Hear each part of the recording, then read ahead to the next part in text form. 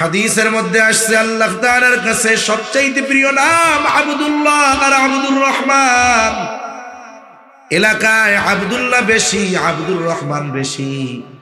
তাহলে এক কাজ করবেন, আল্লাহ তাআলার গুণবাচক নামগুলোর সাথে আবদুন যোগ করে নাম রাখবেন।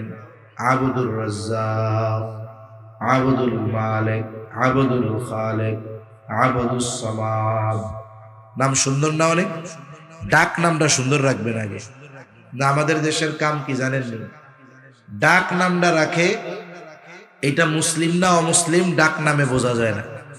ভালো নামটা লুকায় রাখে। কি রাখে? কয় আতিকুর রহমান সুমন, শফিকুর রহমান জনি, সাইফুল ইসলাম টনি। এরকম নাম আছে না নাই? এই মনি, টনি, জনি, রনি, এগুলো কি মুসলমানদের নাম হতে পারে? এগুলো সব ধর্মের মানুষের মধ্যে আছে। এটা তো একটা ভেজাল কুজাল, সেকুলার নাম। আমাদের দেশে কিছু সেকুলার আছে। একজন তো সংসদে দাঁড়াইয়াই বলছিল, বলে মাননীয় স্পিকার, আমার স্ত্রী, আমার পুত্রবধূর বাড়ি হলো ভারতে, সে বাংলাদেশে যখন আসে তখন নামাজ কালাম পড়ে, সে যখন ইন্ডিয়া যায় তখন পূজা অর্চনা করে। এই হলো অবস্থা। নাম একটা রাখছে সেকুলার মার্কা নাম। এটা মুসলমান, হিন্দু না, বৌদ্ধ না, খ্রিস্টান, এটা টেরও পাওয়া যায় না। কিন্তু ভালো নামটারে লুকায় রাখছে। আরে মিয়া, টাকা পয়সা চুরি করে নেওয়া যায়, নাম কি চুরি করে নেওয়া যায় নাকি? তাহলে ভালো নাম, ডাক নামটা ভালো রাখেন না কেন? বুজুর্গানে দিন বলেন, কিয়ামতের দিন আল্লাহ তাআলা ডাকবে ইয়া ইব্রাহিম। হয়তো এরকম ডাকবে আল্লাহ, ইয়া ইব্রাহিম, এর ইব্রাহিম। এখন এই পৃথিবীতে কি ইব্রাহিম একজন নাকি? ইব্রাহিম কি একজন? এই নামে লোকের অভাব আছে। নবীর নাম যদিও, কিন্তু এই নামে লোকের তো অভাব নাই। বলে হয়তো দেখা যাবে ইব্রাহিম নামের সবাই আল্লাহর সামনে হাজির। আল্লাহ হয়তো বলবে, কিরে, আমি তো ডাকছি আমার খলিল ইব্রাহিমকে। তখন হয়তো তারা বলবে, আল্লাহ, আপনি তো বলেন নাই ও আমার খলিল ইব্রাহিম, আপনি তো ডাক দিছেন ইয়া ইব্রাহিম। আমার নামও তো ইব্রাহিম, আমাদের নামও তো ইব্রাহিম। আল্লাহ তাআলা কিয়ামতের দিন বান্দাকে ক্ষমা করার জন্য বাহানা তালাশ করবে। হয়তো আল্লাহ তাআলা ওই দিন বলবে, গোলাম, আমার খলিলের নামের সাথে তোমাদের নাম মিল থাকার কারণে যাও, আমি তোমাদেরকেও মাফ করে দিলাম। আল্লাহ চাইলে পারেন কি পারেন না? আল্লাহ যে কি পরিমাণ দয়া আমাদের উপর, আল্লাহ চাইলে মাফ করে দিতে পারে। তাহলে নাম আব্দুল্লাহ, আব্দুর রহমান বেশি, আল্লাহর গুণবাচক নামগুলোর সাথে মিলায় নাম রাখবো। আব্দুর রাজ্জাক, আব্দুস সামাদ, আব্দুল খালেক। এই নামগুলো রাখার সাথে সাথে ডাকার সময় সুন্দরভাবে আমরা ডাকবো। আব্দুল মালেক, আব্দুল খালেক। কিন্তু আমরা কি করি, কিছুদিন পরে আবদুন শব্দ বাদ দেই, এখন খালি ডাকে খালেক, খালি ডাকে মালেক। এর কিছুদিন পরে অবস্থা কি, কয় ও খালেক কে কে বলে, কি বলে না আপনাদের এদিকে? চিটাগাং, নোয়াখালী, ফেনী, কুমিল্লা, এদিক দিয়েই তো কোন আপনারা, ও মালিক কে খন্ডে কি হচ্ছে কে? হ্যাঁ, এরকম বলে না? এখন বলেন তো, আল্লাহ রাসূল সাল্লাল্লাহু আলাইহি ওয়াসাল্লাম কারোর নাম ব্যঙ্গ করে ডাকতে মানা করেছেন। এটা জাহেলিয়াতের সময়ের কাজ। আমরা কি করি, এটাকে কোনো পাপ মনে করি না, অন্যায় মনে করি না। এজন্য নাম যেমন সুন্দর রাখবো, অনুরূপ ভাবে সুন্দর ভাবে আমরা ডাকবো। ঠিক কিনা বলেন? ঠিকভাবে ডাকবো। ডাকার ক্ষেত্রে সুন্দরভাবে ডাকতে হবে। অনেক জায়গায় গিয়ে মাহফিলের আগে যখন সময় পাই বসে থাকি, বেশ কিছু জায়গায় এই অভিজ্ঞতা আমার হয়েছে যে বসে আছি, একজন মুরব্বী মানুষ কাছে আসলেন, কুশলাদি জিজ্ঞাসা করার পরে এরপরে বলতেছে, আপনি আমার ছেলের বয়সী, আপনার কাছে একটা বিষয় একটু অনুরোধ করব, রাখবেন? বলে দেখা যায় এনারা তখন বলেন নিজের জীবনের কথা। তখন আলোচনার ফাঁকে এরকমও বলেন যে আমি আসলে এটা করি বা চাকরি করতাম বা এরকম টাকা পয়সা সব ছিল, এখন কিছুই নাই। কেন নাই? বলে আমার অর্জিত সব সম্পদ আমার 3টা সন্তানকে উচ্চ শিক্ষায় শিক্ষিত করতে গিয়ে আমি শেষ করে ফেলছি। একজনকে ডাক্তার বানাইছি, একজন ইঞ্জিনিয়ার, আর একজন বড় আইনজীবী অথবা বিদেশে আছে। তাহলে আপনার তো ভাগ্য ভালো, 3 পোলাই টাকার মেশিন বললে চলে। বলে হুজুর এটাই জীবনের বড় ভুল। বলে যাদের জন্য সর্বস্ব ব্যয় করে এই অবস্থায় যাদের নিলাম, যারা গেল, আজকে তাদের কাছে সবচাইতে বড় বোঝা আমি। তাদের 10তলা বাড়ির গাছতলায়ও আমার জায়গা হয় না হুজুর। একটু মেহরবানি কইরা পিতামাতার হকের ব্যাপারে একটু ওয়াজ করেন, যাতে করে আমার মতো কোনো বাপ সন্তানের কাছে এই রকম নিগ্রহের শিকার না হয়। এখানে যত বাবা আছে যাদের সন্তান আছে, আমি যদি তাদের জিজ্ঞাসা করি আপনারা কি চান জীবনের শেষ সময় এসে আপনার সন্তান আপনার সাথে ওই রকম আচরণ করুক? কেউ কি চাইবে এটা বলেন? কেউ চাইবে না।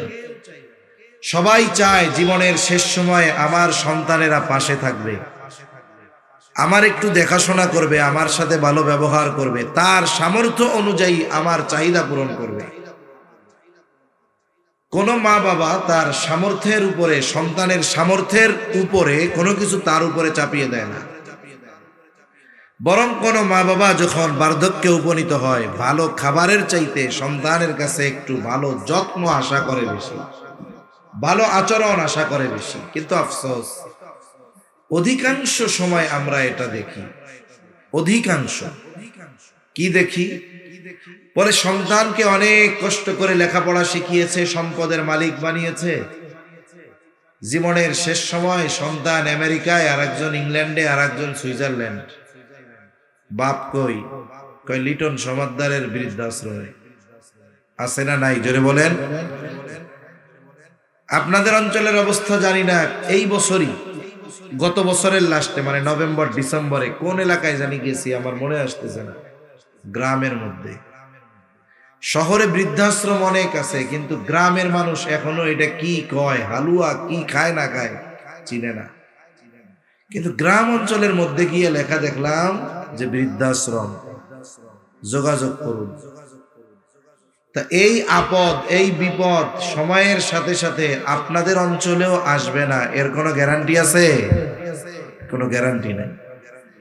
যেহেতু আমরা কেউ চাই না যে জীবনের শেষ সময় এসে আমরা আমাদের সন্তানদের কাছ থেকে আমাদের হক বঞ্চিত হই, এটা কেউ চায়? তাহলে মনে রাখতে হবে, আপনি যেমন আপনার সন্তানের কাছে হক পান, অনুরূপ ভাবে আপনার সন্তানও কিন্তু আপনার কাছে হক পায়। ইকোটা একটু কমাই দেন, ইকো কমান। হ্যাঁ, হালকা রিভার্ব দিয়ে ওরকম দেন, দরকার নেই আর কিছু। তাহলে কোন পিতা চায় না যে তার সন্তানের কাছ থেকে সে তার হক বঞ্চিত হোক। কোন পিতা কি চায়? জোরে বলেন। যারা পিতা আছেন তারাও চান না, যারা হবেন তারাও এটা চাবেন না। কিন্তু আফসোস কি জানেন? মানুষ যদি আম গাছ লাগায়, যত্ন নেয়, আশা করা যায় সময়ের সাথে সাথে এক সময় গাছে আম ধরবে, খাবে। কিন্তু কাঁঠাল গাছ লাগায়া যত্নও নেয় না, আম খাওয়ার আশায় যদি বসে থাকে, কাঁঠালও হবে না, আমও পাবে না। ঠিক কিনা বলেন? মনে রাখবেন, প্রত্যেকটা সন্তান হলো পিতামাতার ইনভেস্ট, যার দ্বারা পিতামাতা দুনিয়া এবং আখিরাত উভয় জাহানে উপকৃত হবে। আমি আপনি যদি চাই আমার আপনার সন্তানের দ্বারা দুনিয়া আখিরাতে উপকৃত হতে, সন্তানদের পেছনে ইনভেস্ট করার দরকার আছে না নাই? এক পিতা যার সন্তান তার হক আদায় করে না, এরকম এক সন্তানকে নিয়ে পিতা গেছে খলিফাতুল মুসলিমিনের কাছে। হযরত ওমর রাদিয়াল্লাহু তাআলা আনহুর কাছে গিয়া বলতেছে যে খলিফাতুল মুসলিমিন, আমার এই সন্তান আমার হক আদায় করে না, ওরে একটু বইলা দেন যেন আমার হক আদায় করে। ওমর রাদিয়াল্লাহু তাআলা আনহু কঠিন ধরা দিছে, কিরে তুই তোর বাবার হক আদায় করস না কেন? এইবার ছেলেটা জবাব দেওয়ার আগে খলিফাতুল মুসলিমিনকে পাল্টা প্রশ্ন করতেছে। কি বলে? খলিফাতুল মুসলিমিন, হক কি শুধু পিতা মাতাই তার সন্তানের কাছে পাবে? সন্তান কি পিতা মাতার কাছে কোনো হক প্রাপ্য নয়? হযরত ওমর রাদিয়াল্লাহু তাআলা গুরুত্বপূর্ণ মৌলিক কয়েকটা হকের কথা বলেছেন। এক নম্বরে তিনি যেই হকের কথা বলেছেন, তিনি বলেন প্রত্যেকটা সন্তানের প্রথম হক তার পিতার কাছে একজন নেককার মা। একটা জিনিস খেয়াল করা চাই, পিতা তার সন্তানের কাছে হক পাবে কখন? বলে সন্তান বালেগ হবে যখন। কোন পিতা যদি তার 8 বছরের সন্তানকে বলে, যাও আগামীকাল থেকে তুমি রিক্সা চালাবা, কাজ করে আমাকে উপার্জন করে খাওয়াবা, কারণ আমি তোমার বাবা, আমার হক তোমার উপরে আছে, এই কথা বলে যদি কোনো বাবা নাবালক সন্তানকে কাজ করার জন্য রাস্তায় নামায় দেয়, বলে ওই পিতা হক আদায় করবে না, বরং ওই সন্তানের উপরে জুলুম করা হবে। তাহলে পিতা সন্তানের কাছে হক পাবে কখন? বলে সন্তান বালেগ হবে যখন তখন। কিন্তু সন্তানও তো পিতার কাছে কিছু হক পায়, বলে কখন? সন্তান দুনিয়ায় আসার আগেই পিতার কাছে হক পায়। হযরত ওমর রাদিয়াল্লাহু তাআলা আনহু প্রথম হকের কথা বলতেছে। প্রত্যেকটা পিতার কাছে সন্তানের প্রথম হক একজন দিনদার মা। একটু বুঝে থাকলে জবাব দেন তো, সন্তানের মা আগে হয় নাকি সন্তান আগে হয়? কি আগে হয়? আগে তো মা হয়, এরপরেই না সন্তান হয়। তার মানে যেই মানুষটা বিবাহ করার সময় খালি চেহারা দেখা বিয়ে করে ফেলছে, সেই মানুষটা অলরেডি সন্তান হোক চাই না হোক তার হক নষ্ট করে বসে আছে। ঠিক কিনা বলেন? এজন্য নবীজি সাল্লাল্লাহু আলাইহি ওয়াসাল্লাম নারীদের কোন গুণ দেখে বিবাহ করতে হবে নবী জানায় দেয়। নবী আমার বলেন 4টি জিনিস দেখে বিবাহ করা হয়। বলে 1 নাম্বার তার সৌন্দর্য, 2 নাম্বার বংশ, 3 নাম্বার সম্পদ, 4 নাম্বার বলেন তার দ্বীনদারিত্ব। তবে দ্বীনের ব্যাপারে নবীজি বলেন ফাযফার বিযাতিদ দ্বীন। নবীজি বলেন তোমরা দ্বীনকে প্রাধান্য দাও, যদি না দাও তাহলে কিন্তু অবস্থা খারাপ। তার মানে দ্বীনদারিত্ব অবশ্যই থাকতে হবে। সাথে সাথে যদি সুন্দর হয়, টাকা পয়সাওয়ালা হয়, উচ্চ বংশীয় হয় তাহলে ভালো, কিন্তু দ্বীনদারিত্ব নাই, বাকি 3টা যদি থাকে, বাস্তবিক অর্থে ওই মেয়ে আসলে ভালো মেয়ে হতে পারে না। তাহলে কেউ যদি বিবাহ করার ক্ষেত্রে, তার বিবাহের ক্ষেত্রে কন্যার দ্বীনদারিত্বকে প্রাধান্য না দিয়ে থাকে, তাহলে সে সন্তানের হক নষ্ট করে বসে আছে। তাহলে 1 নাম্বার সন্তানের হক একজন দ্বীনদার মা। যারা বিবাহ করে ফেলছে তাদেরটা তো শেষ। এখন যারা ভবিষ্যতে অধীনস্থদের বিবাহ দিবেন, সন্তান যাদের আছে বিবাহ দিবেন, বিবাহ দেওয়ার ক্ষেত্রে কি দেখবেন? টাকা পয়সা কি আছে এটা দেখবেন আগে? কথা কয় না। কি ফার্নিচার দিবে এটা আগে দেখবেন?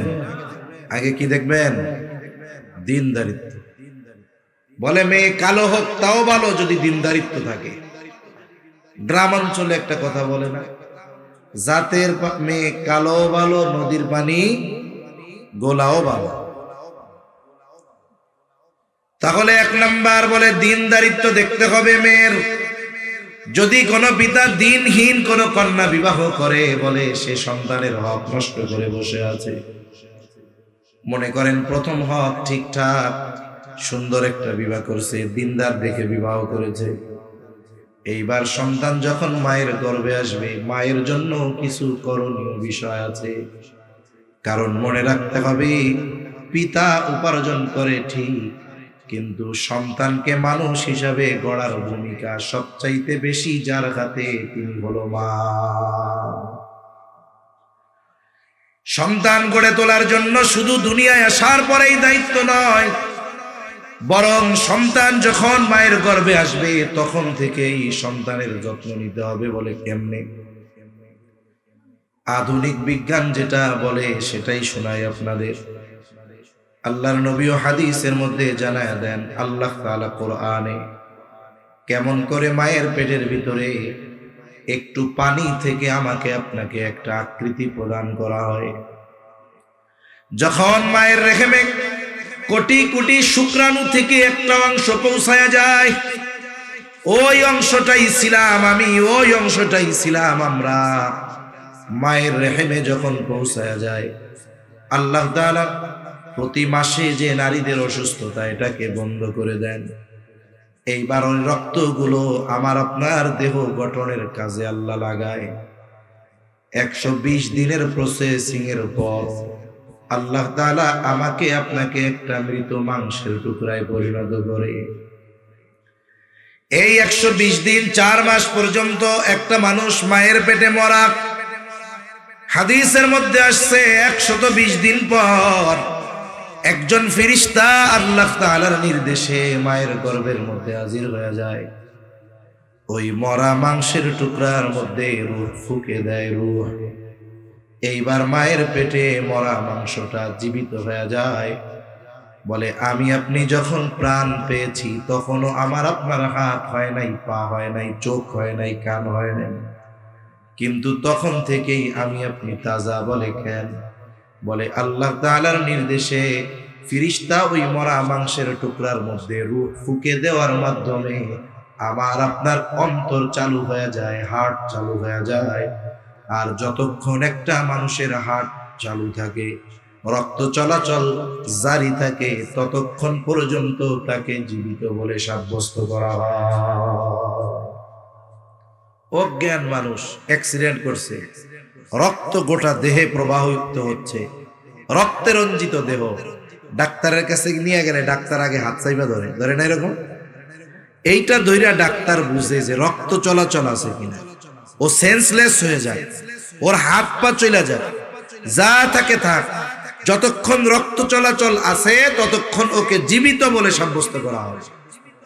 মায়ের পেটে যখন আমি আপনি জীবন পাইছি, বলে আমার আপনার হাত পা কিছুই ছিল না, কিন্তু আমি আপনি তখনই হৃদয় লাভ করছি, হার্ট তৈরি হয়ে গেছে, রক্ত সঞ্চালন শুরু হয়ে গেছে, এই যে জীবন পেয়ে গেলাম।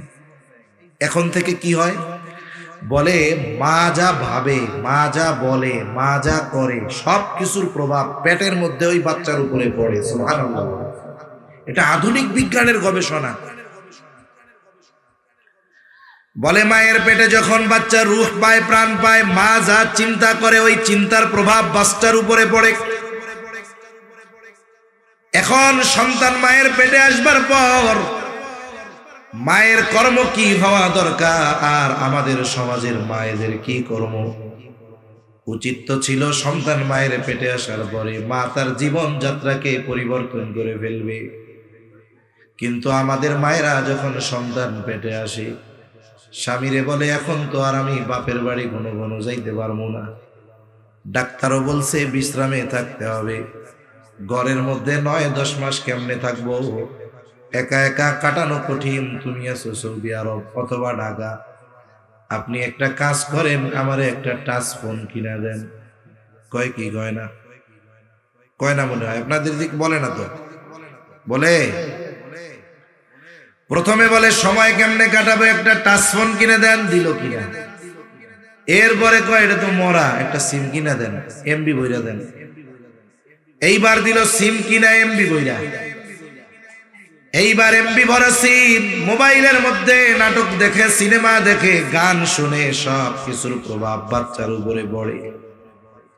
আমরা ছোটবেলায় ওয়াজ শুনতাম, বুজুর্গানে দিন উলামায়ে কেরাম ওয়াজ করে দেন। একজনের নাম হলো কুতুবউদ্দিন বখতিয়ার কাকি রহমাতুল্লাহি আলাইহি। কুতুবউদ্দিন বখতিয়ার কাকি বয়স 6 বছর। মা বাচ্চারে নিয়ে গেছে মাদ্রাসায় আলিফ বা তাসা শেখানোর জন্য।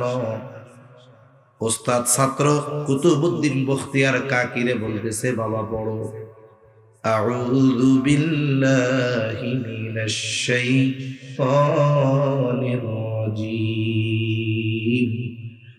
বিসমিল্লাহির রহমানির রহিম।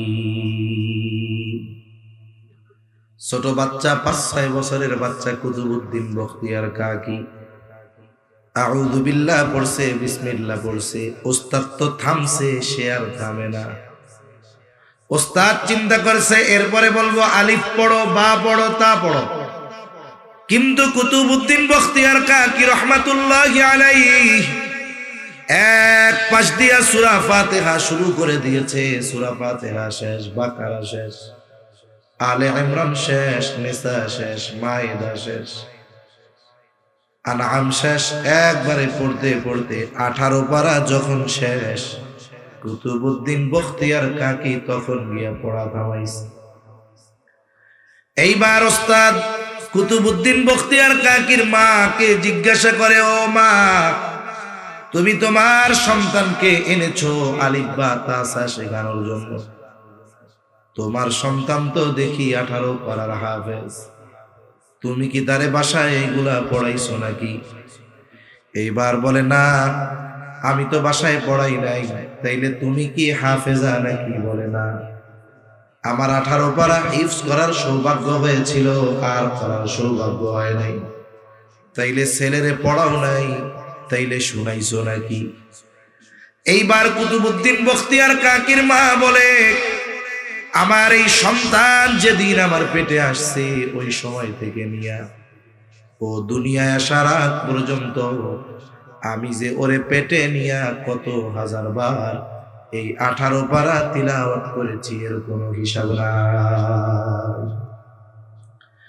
এখন বলতে পারেন, হুজুর, পেটের মধ্যে বাচ্চা নিয়া মা পড়ে ফজিলত কি? বলে, আছে।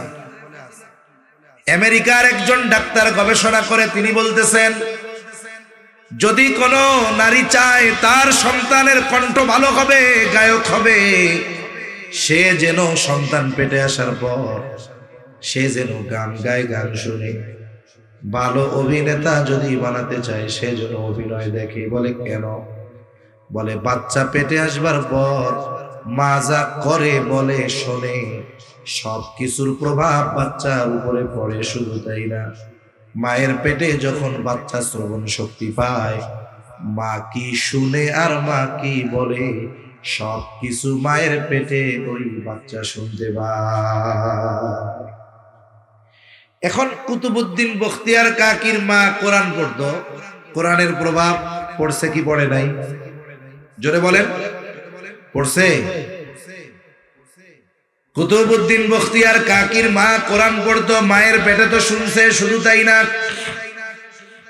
তিনি বলেন, আমার সন্তান যখন দুনিয়ায় আসছে, আমার পবিত্রতা অর্জনের পর থেকে নিয়ে এই 6 বছর পর্যন্ত কত হাজার বার আমার সন্তানকে 18 পারা শোনাইছি, তার হিসাব নাই। এইবার ওই উস্তাদ বলে, শোনো, তাহলে তোমার সন্তান তোমার মুখের তিলাওয়াত শুনতে শুনতে 18 পারার হাফেজ হয়ে গেছে। এই সময় আলজেরিয়ার একটা ছেলে আছে, ছোট বাচ্চা, 3-3.5 বছর বয়স, মার কোলের মধ্যে হাফ প্যান্ট পরে থাকে। মোবাইলে সার্চ দিলে তারে পাওয়া যাবে। ওর মা কোরআন শরীফের যে কোনো জায়গা থেকে যদি 1-2 শব্দ পড়ে, ও তারপর থেকে পড়া শুরু করে দেয়। 4 বছরের বাচ্চা এইটা যদি পারে, এই ডিজিটাল স্মার্ট জামানায়, গোনায় ভরা জামানায়, আর কুতুবউদ্দিন বখতিয়ার কাকির মা এ তো সাধারণ মা না, একজন আবেদা সালেহা, তার সন্তান তার তিলাওয়াত শুনে 18 পারার হাফেজ হবে, এটা সাধারণ ব্যাপার, ঠিক কিনা বলে? এজন্য সন্তানকে যদি বাস্তবে মানুষে পরিণত করতে হয়, মায়ের গর্ভে থাকা অবস্থায় তার যত্ন শুরু করে দিতে হয়, ঠিক কিনা বলে? এরপরে সন্তান আসলো দুনিয়ায়। বলে, সন্তান দুনিয়ায় ভূমিষ্ঠ হওয়ার পরে সন্তানের সাথে কিছু করণীয় বিষয় আছে। বাস্তবতা হলো, এই কাজগুলো যদি আমরা করি, আমার দিল বলে, ওই সন্তান যদি রিক্সা চালায়ও খায়, ও মা বাবাকে বোঝা মনে করবে না। তাহলে সন্তান দুনিয়ায় ভূমিষ্ঠ হবার পর সর্বপ্রথম কাজ কি? বলে তার ডান কানে আজান, বাম কানে ইকামত। ছেলে হোক আর মেয়ে হোক, ডান কানে আজান, বাম কানে ইকামত। আমাদের দেশে এখনো অনেক মানুষের অজ্ঞতা এত বেশি, সে নিজেই জানে না কোথায় আজান দিবে, কারে দিয়ে আজান দেওয়াই। দেখা যায় ছেলে হয়েছে, বাবা আছে ঢাকাতে, রাত 3টা বাজে, সুন্দর মতো ফোন দিয়া মা বলে, বাজান শুনছনি কি খবর? বলে কি হয়েছে?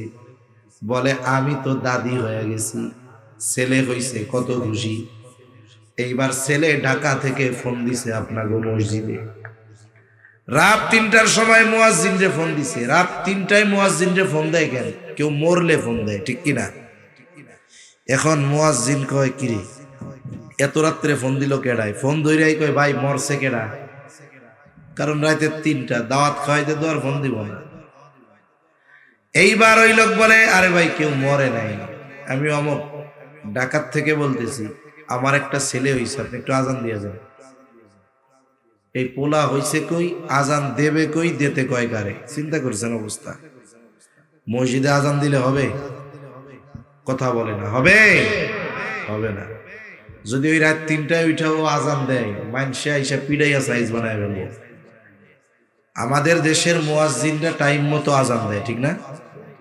আজান শুইনাও এলাকার মানুষ মসজিদে যায় না, এটাও তো ঠিক। সবাই কি যায়? যায় না। কিন্তু মুয়াজ্জিন যদি রাত 3টায় আজান দেয়, দেখবেন এলাকার সব মানুষ গিয়া মসজিদে হাজির। তার মানে সারা জীবন মুয়াজ্জিন টাইম মতো আজান দিলে না গেলেও বেটাইমে আজান দিলে সব চলে যাবে, যে কেন আজান দিলে এই টাইমে। তাহলে আজান কোথায় দিতে হবে? বলে ছেলে হোক মেয়ে হোক, তার ডান কানে আজান, বাম কানে ইকামতের শব্দগুলো শোনায়া দিতে হবে। ওই জায়গায় যদি কোনো ছেলে না থাকে, যদি কোনো মহিলা থাকে, মহিলা এই দায়িত্বগুলো পালন করবে। ডান কানে আজান দিবে, বাম কানে ইকামত দিবে। কেন? বলে একে তো শরীয়তের নির্দেশনা, সাথে সাথে এর মধ্যে কয়েকটা হিকমত আছে। 1 নাম্বার, আমি আপনি দুনিয়ার জগতে আসার আগে ছিলাম আর এক জগতে, বলে ওইটার নাম হলো আলমে বতন, মায়ের পেট। ওই জায়গাটাও একটা জগৎ। বলে মায়ের পেট থেকে যখন দুনিয়ায় আসলো, এই দুনিয়ার জগতে হাজারো পচা কথা, মন্দ কথা আছে। দুনিয়ার কোনো কথার আওয়াজ আমার আপনার কানে পৌঁছানোর আগে, বাচ্চার কানে পৌঁছানোর আগে, আল্লাহ তাআলার বড়ত্বের আওয়াজ তার কানে পৌঁছায়া দিতে হবে। ডান কানে আজান, বাম কানে ইকামত। দ্বিতীয় হিকমত, বলে দেখেন প্রত্যেক নামাজের আজান আছে, 5 ওয়াক্ত নামাজ পড়ি আজান আছে, ইকামত আছে। কিন্তু আমার আপনার জীবনের একটা গুরুত্বপূর্ণ সালাত, যেই দিন আমি মুসল্লি হব না, আমাকে সামনে বলে নাই কেন?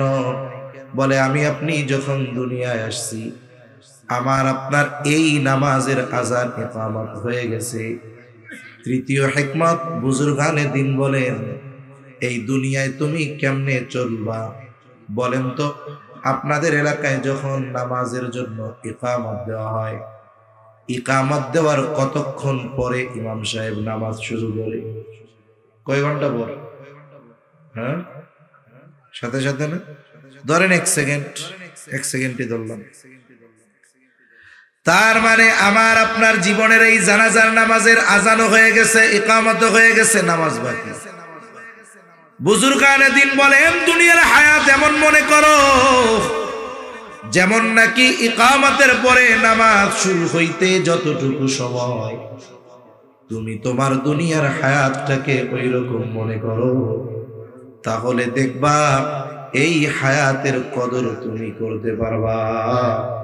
আর যদি মনে করো আমার বাপ বাচ্চা 80 বছর, আমি তো কমপক্ষে 75, এই চিন্তা যদি মাথার মধ্যে রাখো, দেখবা হায়াত এই সময়টাকে কাজে লাগাতে তো পারবাই না, বরং দেখা যাবে সময়গুলো গুনায় অতিবাহিত হয়ে যাবে। তাহলে মূল কথা, সন্তান দুনিয়ায় আসার পর আজান ইকামত দিয়ে দিতে হবে। দেখুন এই যে আমেরিকা জ্বলতেছে, আপনারা জানেন না? ক্যালিফোর্নিয়া জ্বলতেছে না? জ্বলতেছে। এই আমেরিকাতেও অমুসলিমেরা মুসলমানদের এই কাজগুলোকে খুব রেসপেক্ট করে, সম্মান করে। আমি মাঝে মধ্যে বলি, আমার এক বন্ধু আছে, তার বাড়ি সিলেট, ও আমেরিকার মিশিগান থাকে, ওইখানের বাসিন্দা, সিটিজেনশিপ পেয়েছে। যেহেতু আমেরিকার নাগরিক, আমেরিকার চিকিৎসা সুবিধাও সে ভোগ করতে পারে। বলতেছে, ভাই আজীব ঘটনা শোনাই আপনারে। আমাদের দেশে তো যখন কোনো মহিলাকে হসপিটালে ভর্তি করবেন, আপনি যদি গিয়ে বলেন যে আমার ওয়াইফ পর্দা করে, এনার চিকিৎসা সেবার জন্য নার্স যারা থাকবে, ডাক্তার যারা থাকবে, সবাই যেন মহিলা হয়, দেখবেন আপনারে খোসামাই রেখে বেরেন মিয়া, অন্য জায়গা দিয়ে আপনি যান গা, এরকম উল্টাপাল্টা কথা বলবে, ঠিক কিনা বলবেন?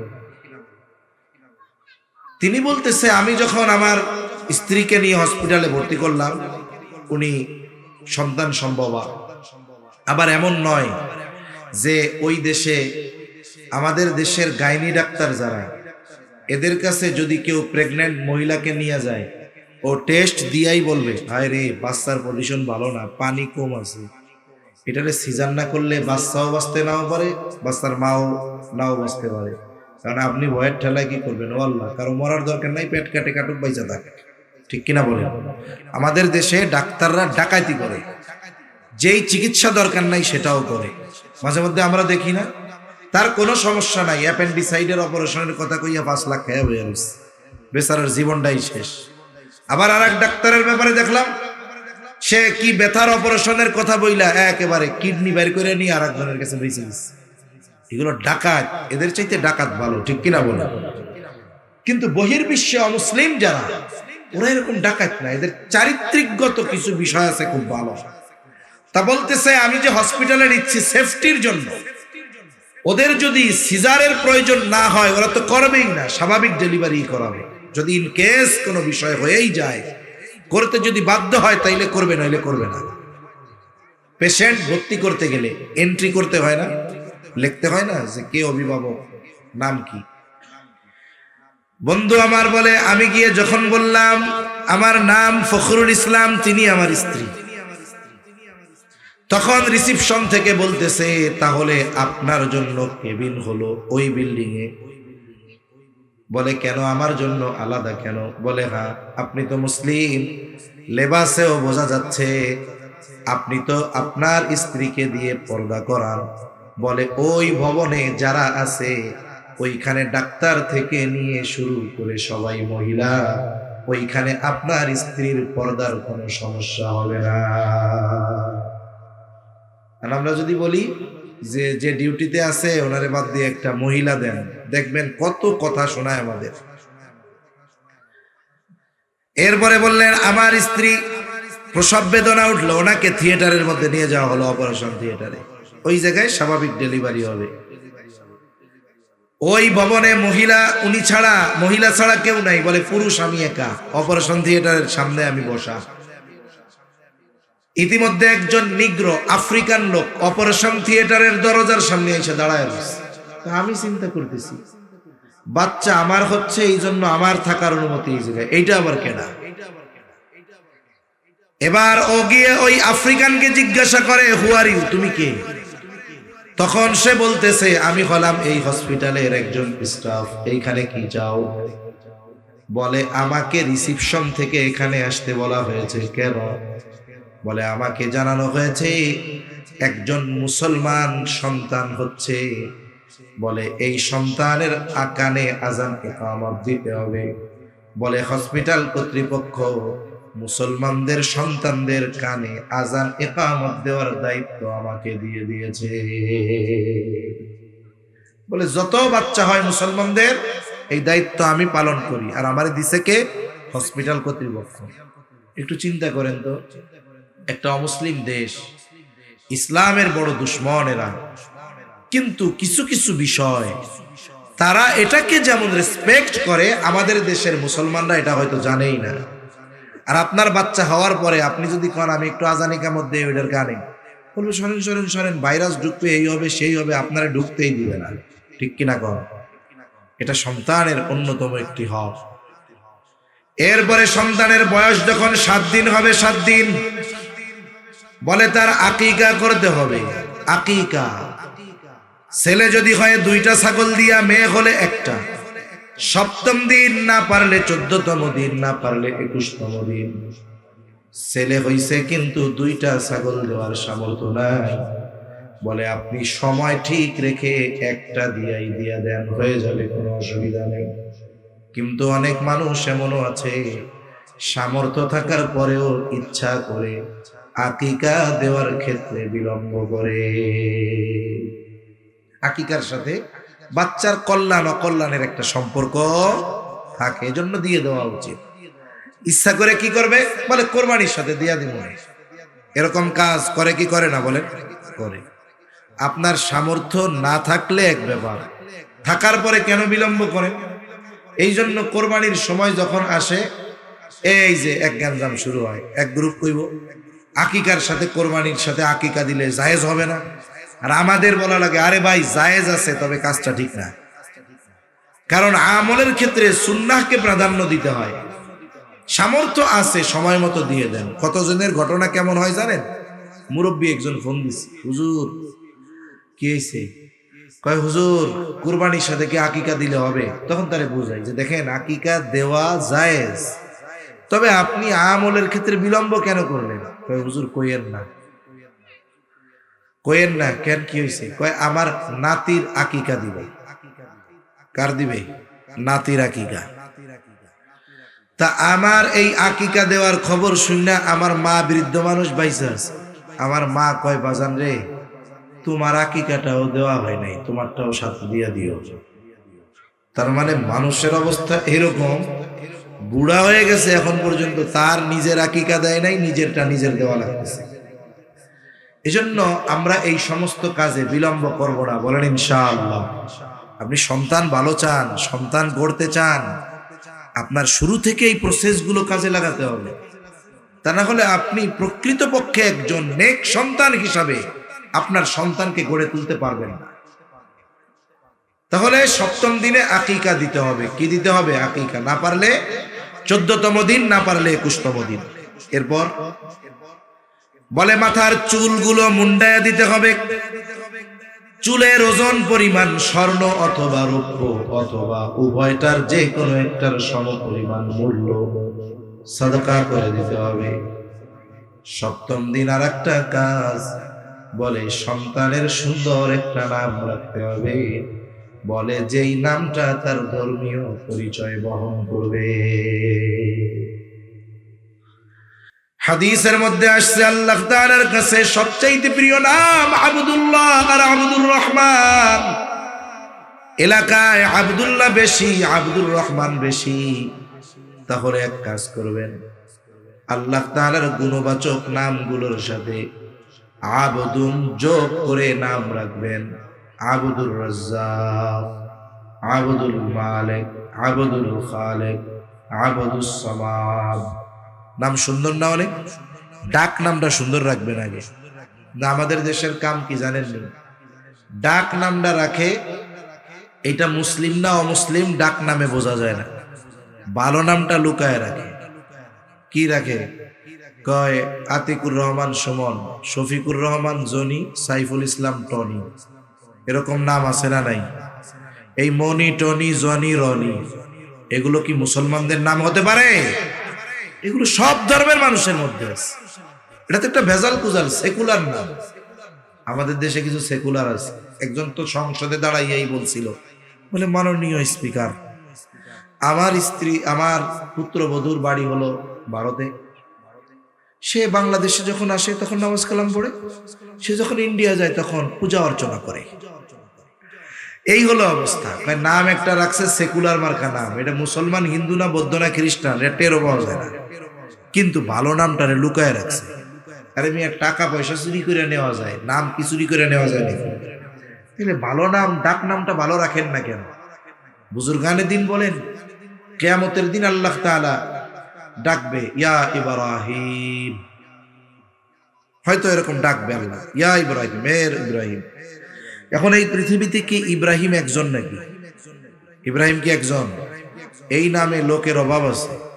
নবীর নাম যদিও, কিন্তু এই নামে লোকের তো অভাব নাই। বলে হয়তো দেখা যাবে ইব্রাহিম নামের সবাই আল্লাহর সামনে হাজির। আল্লাহ হয়তো বলবে, কিরে আমি তো ডাকছি আমার খলিল ইব্রাহিমকে। তখন হয়তো তারা বলবে, আল্লাহ আপনি তো বলেন নাই ও আমার খলিল ইব্রাহিম, আপনি তো ডাক দিছেন ইয়া ইব্রাহিম, আমার নাম তো ইব্রাহিম, আমাদের নাম তো ইব্রাহিম। আল্লাহ তাআলা কিয়ামতের দিন বান্দাকে ক্ষমা করার জন্য বাহানা তালাশ করবে। হয়তো আল্লাহ তাআলা ওই দিন বলবে, গোলাম আমার খলিলের নামের সাথে তোমাদের নাম মিল থাকার কারণে যাও, আমি তোমাদেরকেও মাফ করে দিলাম। আল্লাহ চাইলে পারেন কি পারেন না? আল্লাহ যে কি পরিমাণ দয়া আমাদের উপর, আল্লাহ চাইলে মাফ করে দিতে পারে। তাহলে নাম আব্দুল্লাহ, আব্দুর রহমান বেশি, আল্লাহর গুণবাচক নামগুলোর সাথে মিলায় নাম রাখবো। আব্দুর রাজ্জাক, আব্দুস সামাদ, আব্দুল খালেক, এই নামগুলো রাখার সাথে সাথে ডাকার সময় সুন্দরভাবে আমরা ডাকবো। আব্দুল মালেক, আব্দুল খালেক, কিন্তু আমরা কি করি, কিছুদিন পরে আবদুন শব্দ বাদ দেই, এখন খালি ডাকে খালেক, খালি ডাকে মালেক। এর কিছুদিন পরে অবস্থা কি, কয় ও খালেক কে বলে, কি বলে না আপনাদের এদিকে চিটাগাং, নোয়াখালী, ফেনী, কুমিল্লা এদিক দিয়েই তো কোন আপনারা, ও মালিক কে খন্ডে কি হচ্ছে কে, হ্যাঁ এরকম বলে না? এখন বলেন তো, আল্লাহ রাসূল সাল্লাল্লাহু আলাইহি ওয়াসাল্লাম কারোর নাম ব্যঙ্গ করে ডাকতে মানা করেছেন। এটা জাহেলিয়াতের সময়ের কাজ। আমরা কি করি, এটাকে কোনো পাপ মনে করি না, অন্যায় মনে করি না। এজন্য নাম যেমন সুন্দর রাখবো, অনুরূপ ভাবে সুন্দর ভাবে আমরা ডাকবো। ঠিক কিনা বলেন? ঠিকভাবে ডাকবো। ডাকার ক্ষেত্রে সুন্দরভাবে ডাকতে হবে। এরপরে সন্তান যখন আর একটু বড় হবে, সন্তানের অন্যতম গুরুত্বপূর্ণ হক, অভিভাবক তাকে কোরআন শিখাবে, কোরআন দিন শেখাবে, দিন। আমার ভাই মাহমুদ মাদানী সর্বশেষ বলছে দিন ইলমের কথা। দিন ইলম শিখা আমাদের সকলের জন্য জরুরি। বলে শুধু নিজে শেখা জরুরি নয়, বরং অধীনস্থদেরকেও দিন শেখানো জরুরি। রাসূলুল্লাহ সাল্লাল্লাহু আলাইহি ওয়াসাল্লাম বলেন, তালাবুল ইলমি ফারিদাতুন আলা কুল্লি মুসলিম। দিন ইলম শিক্ষা করা প্রত্যেক মুসলমান নরনারীর উপরে ফরজ। প্রথম প্রশ্ন, কতটুকু ফরজ? কেউ কেউ বলে একটা মানুষ পরিপূর্ণ দিন মেনে চলার জন্য যতটুকু ইলম দরকার কতটুকু শেখা ফরজ। আবার কেউ কেউ বলেন না না, আল্লাহ তাআলা তো একা জাহান্নাম থেকে বাঁচতে বলেন নাই। আল্লাহ তাআলা বলেন, ইয়া আইয়ুহাল্লাযীনা আমানু কু আনফুসাকুম ওয়া আহলিকুম নারা।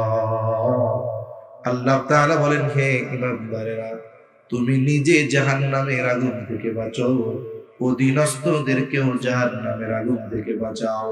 এখন বলেন তো, নিজে যদি জাহান্নাম থেকে বাঁচার জন্য ইলমে দ্বীন দরকার হয়, অধীনস্থদেরকে জাহান্নাম থেকে বাঁচানোর জন্য তাদের ইলমে দ্বীন শিক্ষা দেওয়ার দরকার আছে না? আমাদের সমাজে আমরা যদি হিসাব করি, শতকরা 10-15 জন পাওয়া যাবে না, ওলামায়ে কেরাম বাদ দিয়া, মাদ্রাসার ছাত্র বাদ দিয়া, ওলামায়ে কেরাম বাদ দিয়ে বাকি 100 জনের মধ্যে 5 জনও পাওয়া যাবে না যতটুকু ইলম শিখা ফরজ ততটুকু ইলম তারা শিখছে। এরকম শতকরা 5 জনও পাওয়া যাবে না। তাইলে আমরা মুসলমান, আমরা যে ওই পরিমাণ দিন শিখলাম না, যেই পরিমাণ শেখা ফরজ ছিল, বলেন তো এর কারণে আমাদের পাপ হচ্ছে কি হচ্ছে না? কথা বুঝেন নাই মনে হয়। যেই পরিমাণে ইলমে দ্বীন শেখা ফরজ, ওই পরিমাণে ইলমে দ্বীন যদি মুসলিম নরনারী না শিখে, তাহলে গুনাহ হবে কি হবে না? জোরে বলেন। হবে। তাহলে নিজেও শিখি নাই, অধীনস্থদেরকেও শেখাই নাই। এটা বড় দুর্ভাগ্যের বিষয়।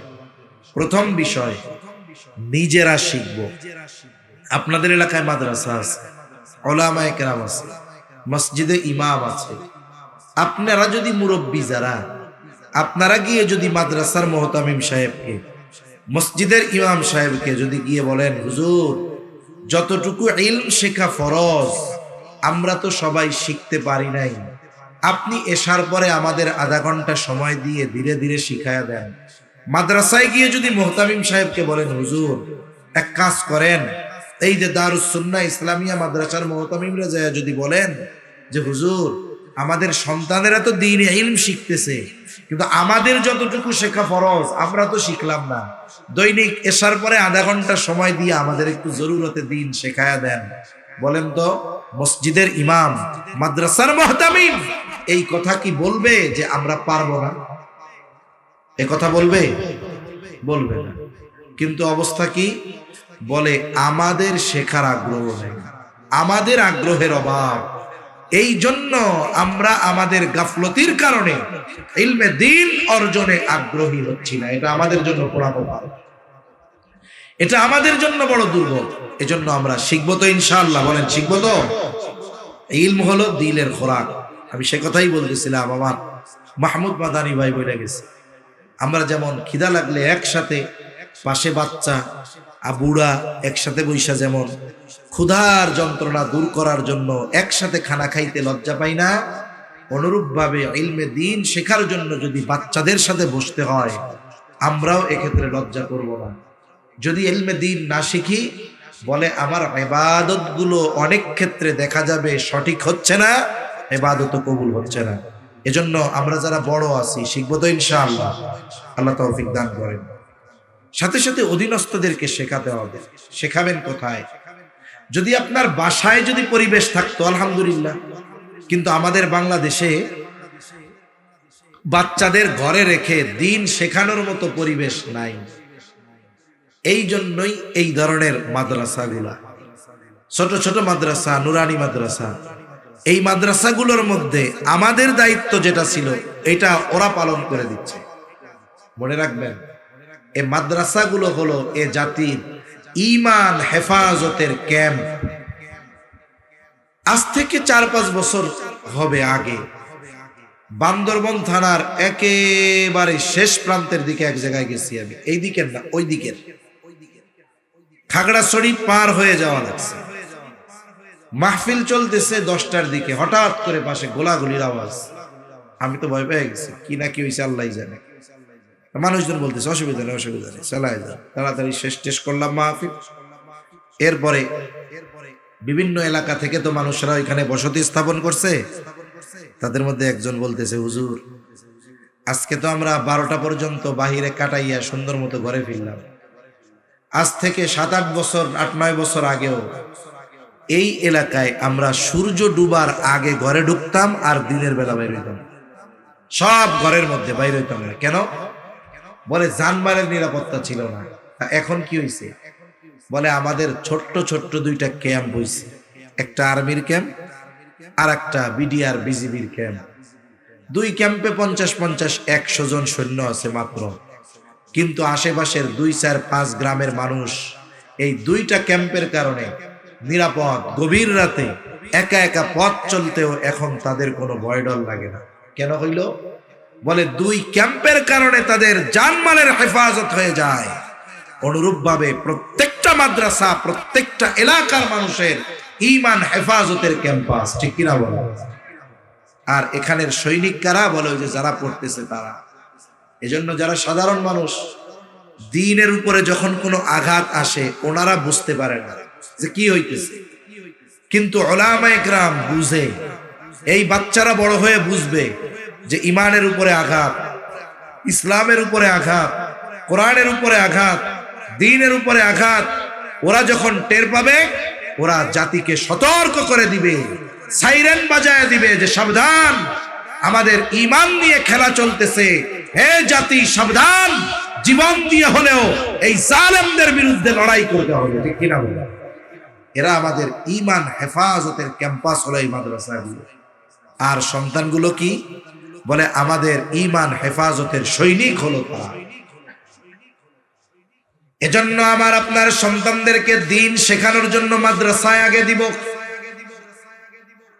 আপনার ইচ্ছা আমার ছেলেটারে ডাক্তার বানাবো, ইঞ্জিনিয়ার বানাবো, উকিল বানাবো, আপনি বানান, কিন্তু অনুরোধ আগে তাকে মুসলমান বানান। ঠিক কিনা বলেন?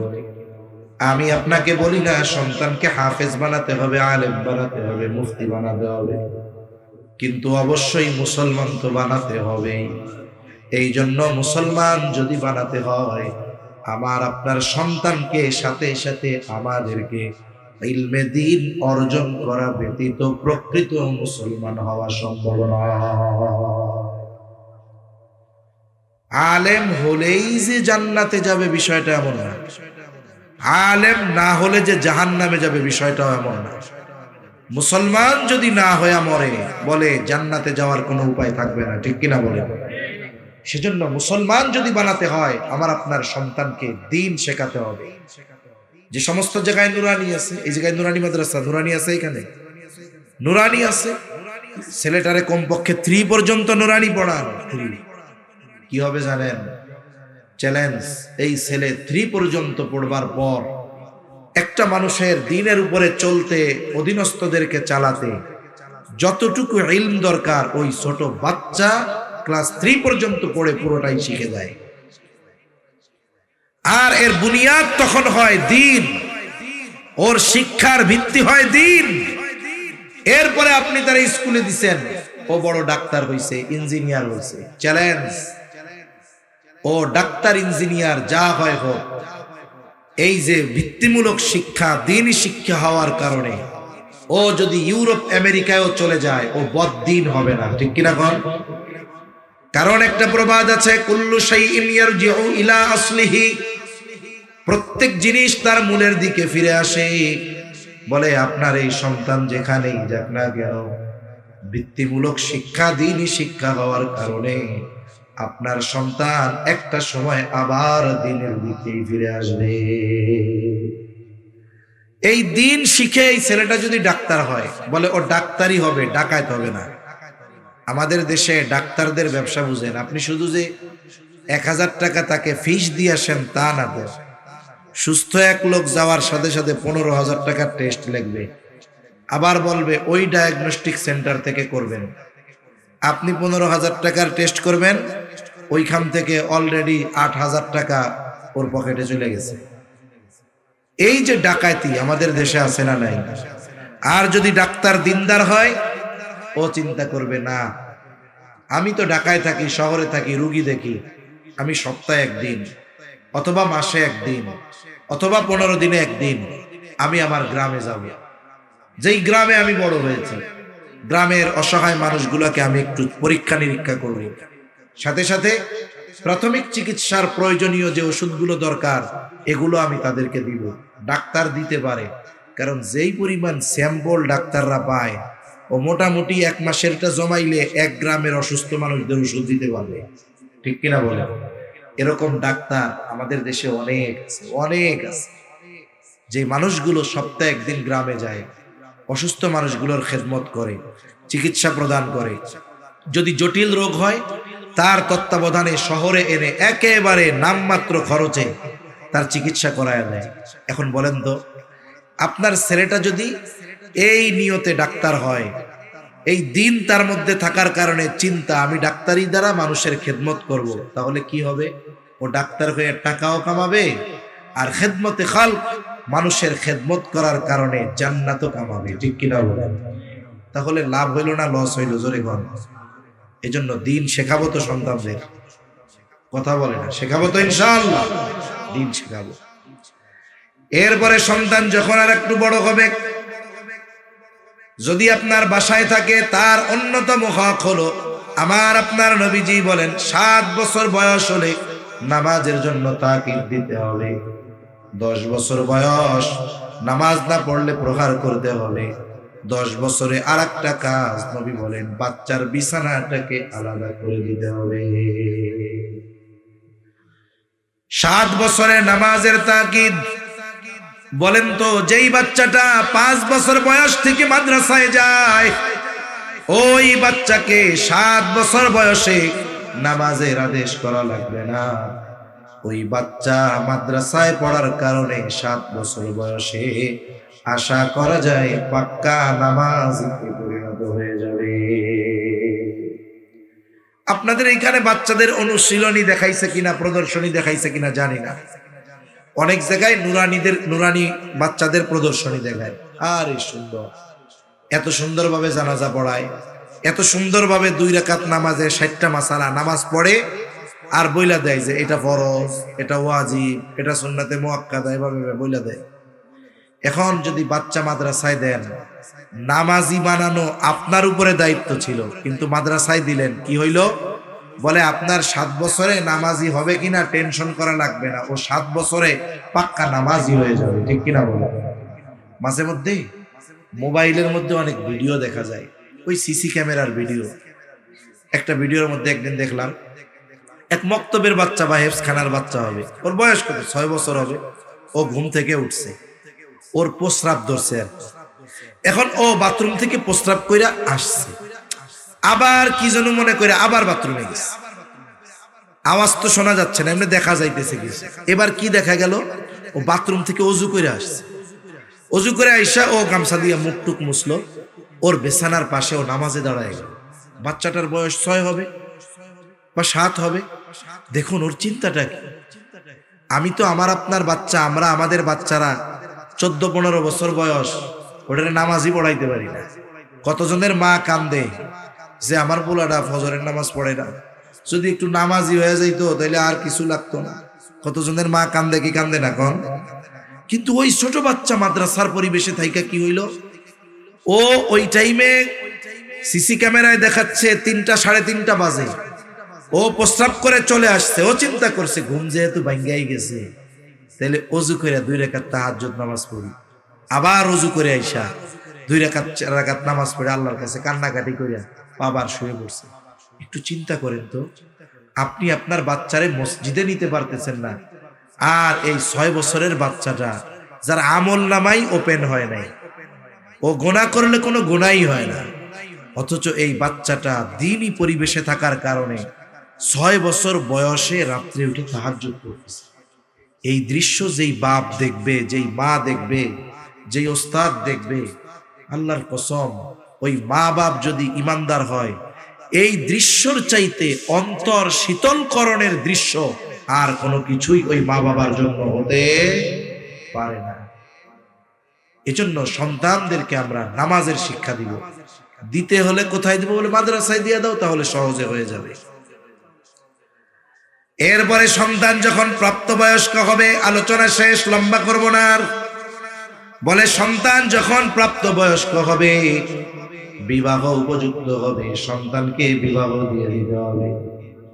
ছেলে হোক আর মেয়ে হোক, উভয়কে বিবাহ দেওয়ার দায়িত্ব হলো অভিভাবকের, পিতার।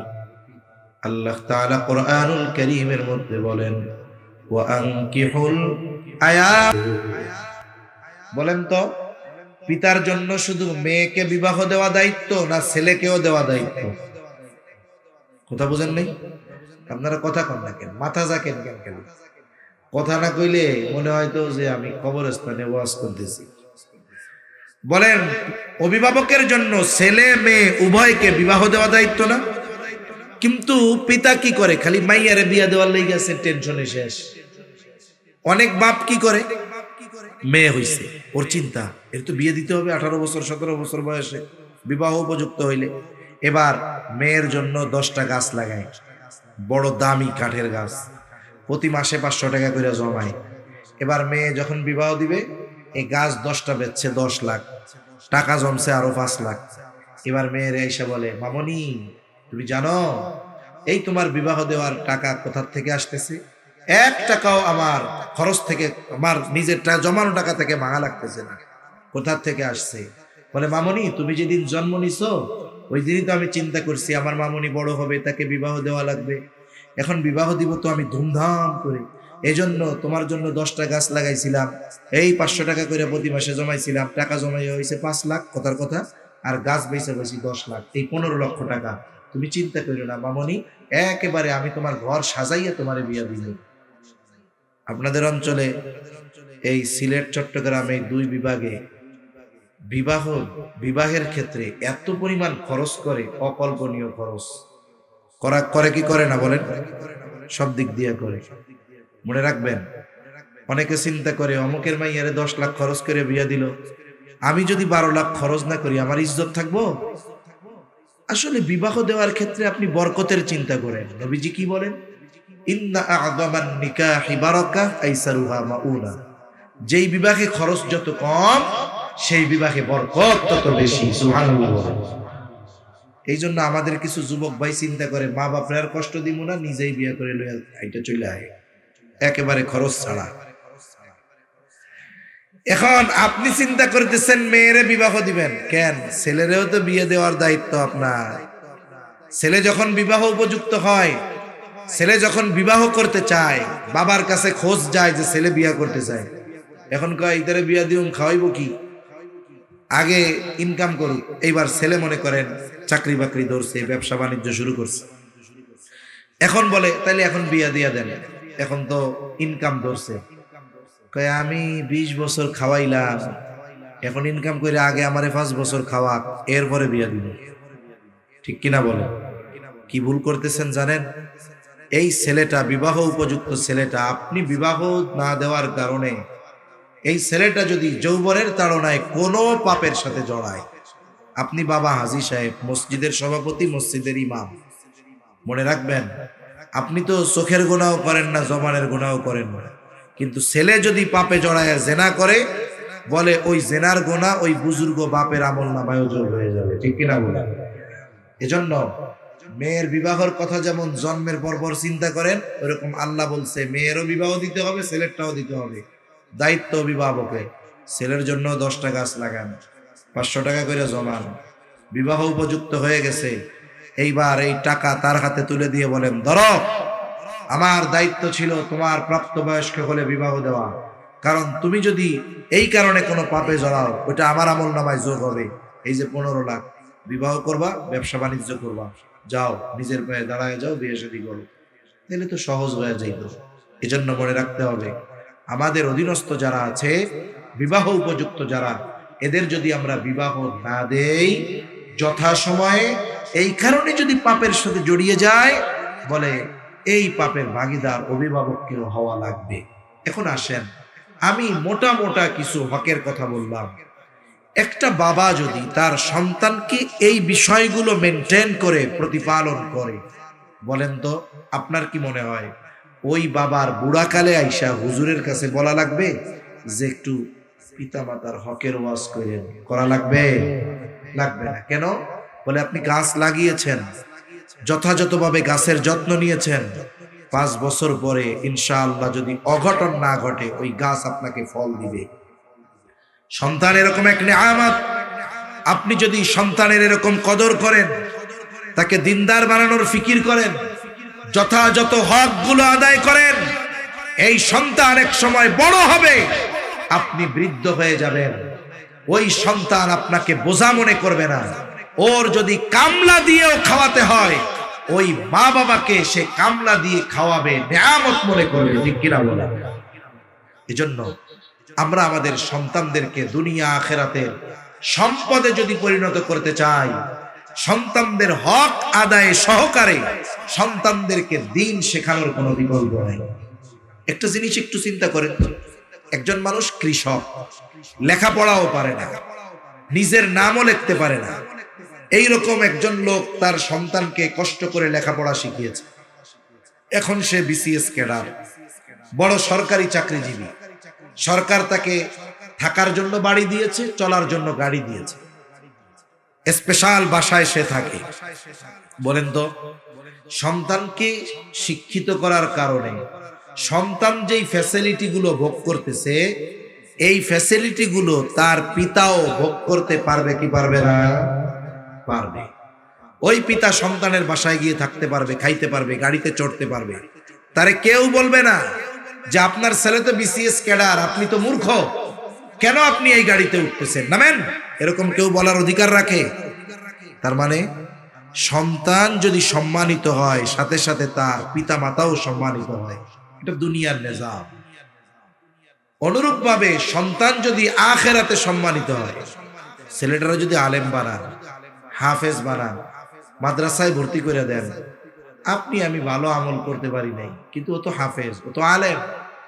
কিয়ামতের দিন ওই হাফেজ রে আল্লাহ তাআলা বলবেন, ইকরা ওয়ারতাকি ওয়ারাত্তিল কামা কুনতা তুরাত্তিলু ফিদ দুনিয়া ফাইন্না মানজিলাকা ইনদা আখিরি আয়াতিন তাকরাউহা। বলে পড়ো, দুনিয়ায় যেমন তার তিলের সাথে পড়তা, ওরকম পড়তে থাকো।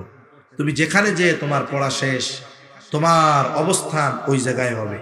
শুধু তাই না, এই হাফেজে কোরআনের মা বাবা অনেক সময় দেখবেন আমাদের দেশে পুরস্কার দেয় রত্ন গর্ভা মা, মানে ছেলেটা দেশের জন্য অবদান রাখছে, এবার তার মাকেও পুরস্কার দেয়। মা মূর্খ, কি পুরস্কার দেয়? রত্ন গর্ভা মা বলে তাকে, অ্যাওয়ার্ড দেওয়া হয়। আখেরাতের ময়দানে হয়তো দেখা যাবে ছেলে আলেম হাফেজ, মা বাবা মূর্খ, ইবাদত ঠিকমতো করে নাই, কিন্তু এই সন্তানের কারণে কিয়ামতের দিন আল্লাহ তাআলা ওই মূর্খ মা বাবাকেও সম্মানিত করবে, ঠিক কিনা বলে? তাহলে দেখুন, একটা মানুষের সম্মানিত হওয়া, লজ্জিত হওয়া সন্তানের সাথে জড়িত থাকে। দুনিয়া এরকম হয় না, মনে করেন একজনের ছেলে ইয়াবা কারবারির সাথে জড়িত, লোকটা খুব ভালো দিনদার, কিন্তু ছেলেটা খারাপ, ওয়ারেন্ট হয়ে গেছে, থানার থেকে পুলিশ আইসা বাসায় খুঁজে পায় না, 2-4-5 দিন পরে এরাও বিরক্ত। এখন ওই লোক ভালো মানুষ, হাজী সাহেব মানুষ, তার উপরে টর্চার করে, তাকে বকাঝকা করে, তাকে ধইরা থানায় নিয়ে আটকায় রাখে, বলে মিয়া জন্ম দিয়ে ছেড়ে দিলেই হয়, মানুষ করতে হয় না, আপনার জ্বালায় শেষ হয়ে গেলাম। তার মানে দেখুন, আপনি নিজে ভালো, কিন্তু আপনার সন্তান যদি খারাপ হয়, ওই কারণে যেমন দুনিয়ায় অসম্মানিত হতে হয়, বলে আপনি নামাজি কিন্তু সন্তানরে দিন শিখাইলেন না, কিয়ামতের দিন আল্লাহ না করুক ওই সন্তান যদি জাহান্নামী হয়, ও আগে আল্লাহর কাছে বলবে, আল্লাহ আগে আমার বাপরে জাহান্নামে দাও, এরপরে আমি যাব, এর আগে নয়। তাহলে কি বুঝলেন? আমি জানি না আপনারা কি বুঝতে পারছেন আমার কথা। আমি এটাই বোঝাতে চেয়েছি, একজন অভিভাবকের দুনিয়া আখেরাতে সফলতার পেছনে তার সন্তানদের অবদান থাকে। এজন্য আমরা যদি আমাদের সন্তানদের যেই হক ইসলাম আমাদের উপরে রেখেছে, এই হকগুলো যদি আদায় করি, ওই সন্তান সুসন্তান হবে, দুনিয়ায় যেমন আমার জন্য কল্যাণকর হবে, আখেরাতেও আমার জন্য কল্যাণকর হবে ইনশাআল্লাহ।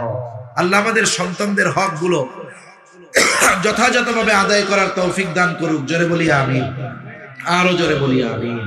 এখন এই আদর্শ সন্তান গড়ার কারখানা হলো এই দারুস সুন্নাহ ইসলামিয়া মাদ্রাসা। এই যে ভেতরে একটা মাদ্রাসা, এই মাদ্রাসার প্রতি সর্বপ্রথম আমরা আমাদের সন্তানদের এই মাদ্রাসাগুলাই দিব, পরে যা বানাই বানাই। প্রাথমিক শিক্ষা আমি দ্বীনি শিক্ষায় শিক্ষিত করব সন্তানদের। এরপরের কাজ কি? বলে দোয়া করব। এরপরের কাজ কি?